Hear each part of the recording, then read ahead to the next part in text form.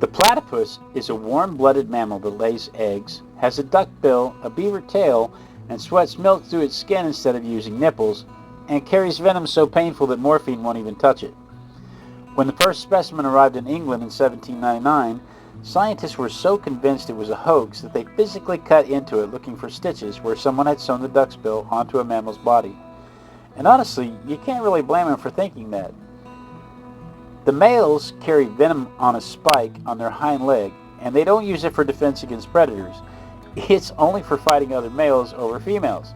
That venom creates pain that morphine cannot knock out, and people who've been stung by it describe it as absolutely devastating. The spike's positioned on the back of their back legs, so it's not really in a good spot to swing out at predators anyway. It's strictly for male-on-male combat during breeding season. Platypuses hunt in murky water where they can't see, can't smell, and can't hear, because they're underwater with everything sealed shut. So they've reactivated their electroreceptors, the same sense that sharks use. They can feel the electric shock that fires between your neurons before your muscle even moves. That's the same electrical pulse that travels across the synapse in your brain, the gap between the neuron and the receptor. Hammerhead sharks use this to hunt, and the platypus has basically turned this ancient sense back on after millions of years of mammalian evolution had shut it down. They know you're going to move your muscle before the muscle actually moves. Platypuses are monotremes, and the monotreme family differentiated from the rest of the mammals about 165 million years ago. They were around when dinosaurs walked the earth. The platypus evolved on Gondwana, the supercontinent that was made up of Antarctica, South America, and Australia all stuck together. When that continent broke up and went its separate ways, the only platypus species that ultimately survived was the one in Australia. But they find remains of platypus-type animals in Argentina from about 116 million years ago, which makes sense because those continents were all connected back then. They lay about 2 eggs a year, and those eggs are small.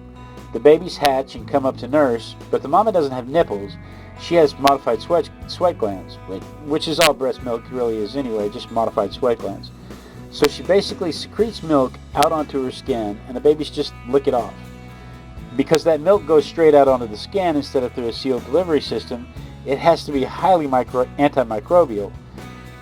Scientists are actually studying that antimicrobial compound in the milk to figure out how to control microbes in hospitals because it's extremely effective. The venom contains a hormone called GLP-1 that's very good for controlling blood sugar, and they're studying that as a potential diabetes treatment. Those aren't the only things different about them. They also have 10 sex chromosomes instead of the standard 2. Males have 5 X's and 5 Y's, and females have 10 X's.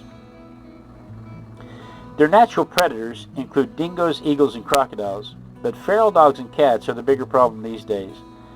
The biggest threat they face now is habitat loss. The rivers and ponds they live in are being polluted and taken over by housing developments. That's what's really getting them down these days.